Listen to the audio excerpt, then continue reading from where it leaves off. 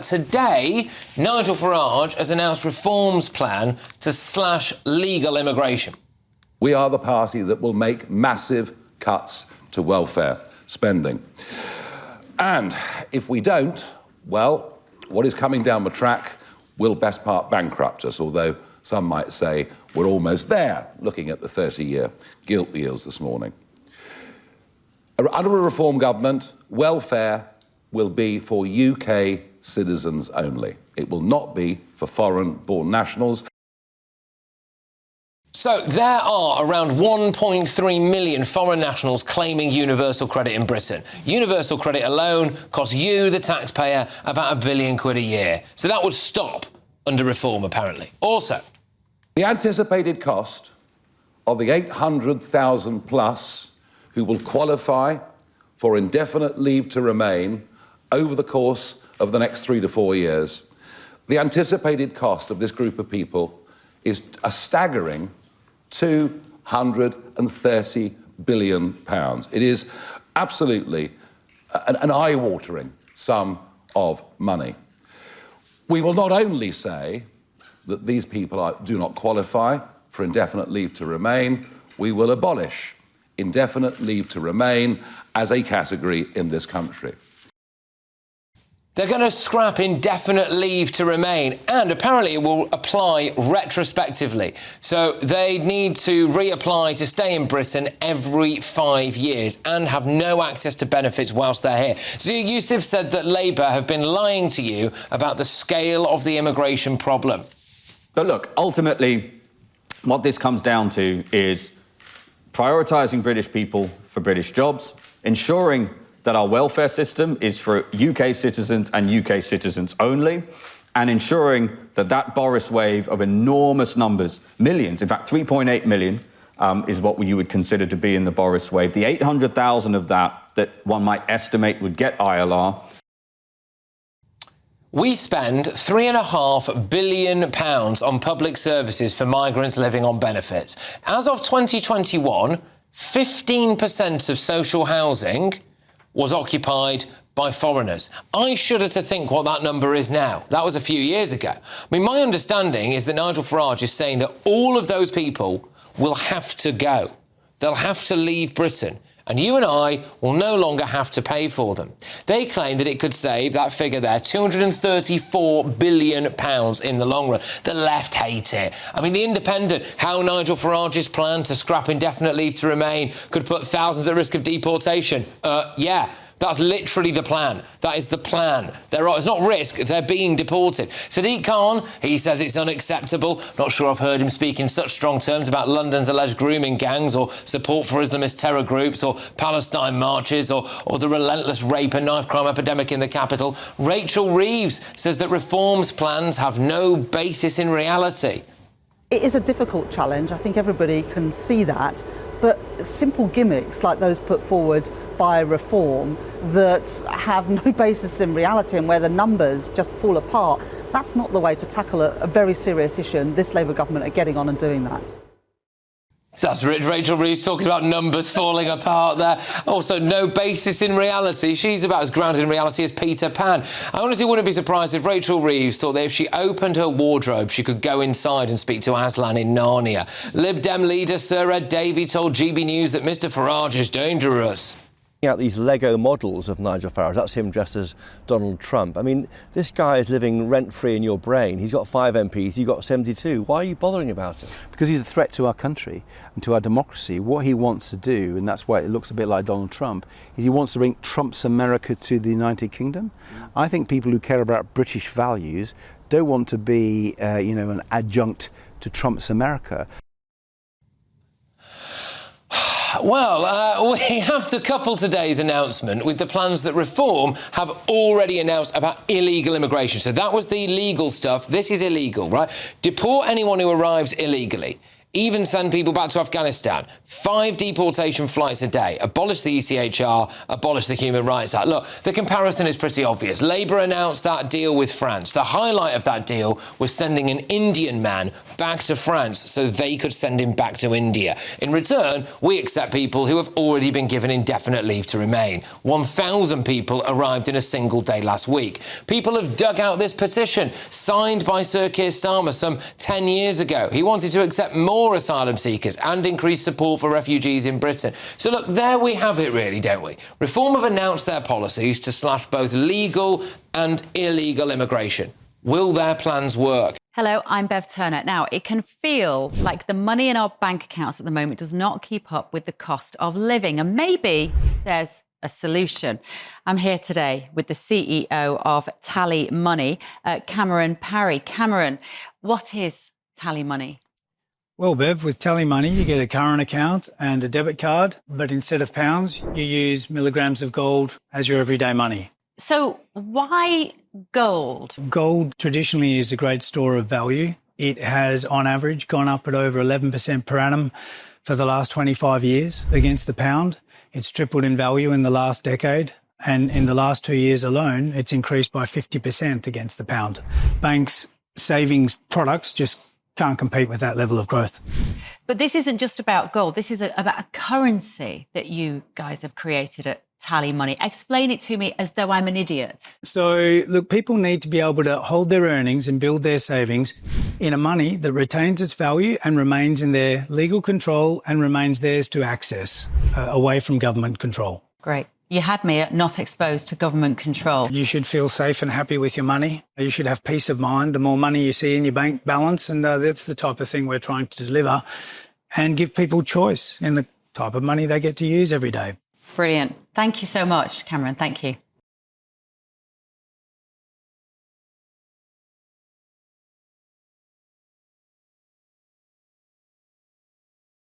Carol, will it work, this legal immigration stuff? Do you know what? I think the difference between Farage and all the leaders of the parties, he will bust his guts trying to make it work. He might not get everything done, but at least he's talking deterrence in a way that no other leader over the past decade has. Some of this stuff will frighten the tripe out of people, you know, people who are coming here. You know, Rwanda was banned and all, you know, Labour haven't had a deterrent at all, and that's why more are coming. This is deterrence. And, you know, he's right. He's talking about the things that are really angering everyone in this country. The sad thing about the last decade is, you know, this country people were compassionate about refugees. People wanted to help people from war-torn countries. Now they don't. People don't care where they come from now. They actually just don't want them here. They don't want them accessing the benefits, and they don't want them accessing our healthcare. And he is saying the stuff people want to hear. And I believe on that basis, Reform will get elected at the next election. James, so arguably the most controversial aspect of this, I think, is retrospectively stripping people of indefinite leave to remain. What do you make of that, then? What does the word indefinite mean? It doesn't mean definite, right? The idea is that it's not a passport, it's not citizenship. Indefinite is something that is, by definition, the opposite of definite, right? The clue is in the title. Yeah. And therefore the idea that these people are entitled to be able to stay forever is obviously not true. Now, I think there's been a really big problem that's been peddled for a long time by the Treasury, by the Office for Budget Responsibility, the watchdog on this, that has said that immigration is always a good, positive, economic thing. Now, we know that's not true, and we've seen in some of the countries have been brave enough to do studies on this. Denmark have done this, the Netherlands have done this, and others are starting to as well. That whether an immigrant is an economic benefit or not, it depends largely on where they're from. So if you've got Japanese immigrants, they're really good. Australians, Americans, or the rest of it. People from other countries, and you may want to have a few guesses as to where, even at their peak earning power as a man in their 50s, will not ever contribute more to the exchequer than they cost, and that's when they start bringing in lots of dependents, healthcare costs, all the rest. For the sake of clarity, you are probably there, I would imagine, talking about countries like Somalia, Afghanistan, Eritrea. You may very well think that. Right, in these cases, with the Middle East, Africa, Pakistan, Turkey. Yeah. We don't have the figures because of the 3.8 million, half don't work and never have worked. So we have got those figures here. Well, on that, so another key aspect of that, of course, is that basically you will have no access to benefits if you are a foreign national. That's what my understanding of that is. Fair enough. Well, it's one thing if you arrived last year that you shouldn't have that. But what we're talking about since we left the EU is people that have been on an agreement of indefinite leave to remain. They're not citizens in quite a few cases. But you've got people that have lived here 30 years, raised their families here. If they fall unemployed for 6 months in their 50s after 30 years of paying taxes, then why should they be kicked out straight away? That would be a ridiculous way for a country to behave. And the truth is, there are a huge number of highly valuable migrants that come to this country. No, there aren't. London is... Not illegally. Let me tell you, so many of the people I know that work in the City of London and in Canary Wharf, the jobs that make up 20% of our GDP are not from the UK. I get that. But this was pointed out, today. What he said was the people coming illegally, they're not doctors, they're not lawyers, they're not architects, they're low-skilled people. I'm sorry, if you're a doctor, a lawyer, an architect, wherever, you're making money and you don't have to come here on a boat. Built a bridge across the channel by now. You don't have to come on a boat. And he's quite right. The people who are coming here are not going to contribute anything meaningful to this country, and they're going to be living on benefits. Then they're going to bring their families over, which they can do when they get indefinite leave. Labour's already said they'd change that, so I think they've already frozen it. No, they've frozen it for now. Yeah, for now they're frozen it for 3 years, is it? Let's bring James in on this benefits issue. So what do you make of this scrapping benefits, including housing benefit, I would say, or the fact that you would have a house if you're a foreign national and you, fallen hard times? I think most people would be astonished to realise that you've got a lot of foreign people in this country on benefits, and that was being paid out of anything other than the foreign aid budget itself already. So I think that the people would be astonished by that. And actually, in a different world, I would have had even more sympathy with what Benjamin just said there. This idea that we want to attract really talented people. If Elon Musk wanted to move all of his operations to the UK, that would be a great thing for this country. My wife is an American. She's here. She's now on a spousal visa. She had all kinds of difficulties getting other talented work visas and all the rest of it. But the reason for that is because so many untalented people, so many people who don't contribute, and they bring not just economic problems, but there are, we should admit, big cultural differences with certain people coming in. And as Carol said just now, we would have been fine had the numbers have been much smaller. But this whole system has been massively abused, and that's why people's patience is running out. The other thing that Farage should get rid of as well is you should ban legal aid, because if you want to come here, have the money to fight your own case, why should we be spending our money to help these people fight? Let's just zone in here, because I'll come to you on this, Benjamin. So again, just to clarify, because I know there's quite a lot of, there's a lot of different policy going around here. So for illegal migrants, Reform have come out and said you'll never be allowed to claim asylum, you will be deported, even if that country is Afghanistan. 5 deportation flights a day. We're going to leave the ECHR and we're going to do away with the Human Rights Act. So streamlined deportation system, you're off. And then for legal immigration, scrap indefinite leave to remain, review it every 5 years. You're never allowed to claim benefits. We will never give you a house for free unless you can buy it yourself or afford the rent. Sorry, Benjamin, I think the British public are going to vote for that. Yeah. Taking away gifts for illegal immigrants would be understandable. Indeed, I think Labour is trying to do that. But it would be an act of monumental self-harm to cut off the supply of talented people, hard-working young people that come to this country. Look at the economic projections. They'd be able to pay for themselves, wouldn't they? First of all, they're not on benefits, they can come and they can pay and they can work. But hang on, my late grandmother was an immigrant. She was born in Canada. Now, she set up several businesses, was very successful. When she claimed her pension, was that claiming benefits that should have had her kicked out? I mean, it's absurd. People live here for decades, their whole lives, but they weren't built here. So what? They get thrown out at 70? We're not talking about the success stories, Benjamin. We're talking about the people who come here and live off the state for years and years and years. You just heard the figures. Half of the people who've come here are on... 1 in 6 people in this country who are on universal credit are foreign nationals. That's not right. But let's look at the other stats. Immigrants to this country are less likely to claim benefits, less likely to be in social housing, more likely to be entrepreneurs. It's absolutely a UCL study. It's absolutely true. A smart system.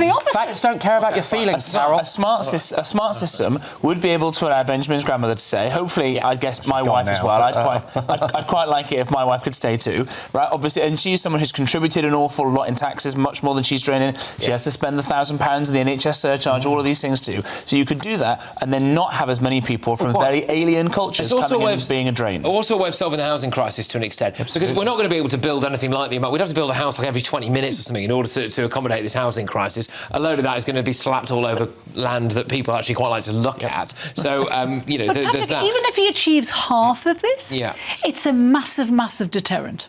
OK, well, I mean, the thing is, it's a plan, isn't it? We now know unequivocally where reforms stand when it comes to both legal and illegal immigration. We can't really say the same for the other parties at the moment. So, you know, it's over to them, I suppose, isn't it?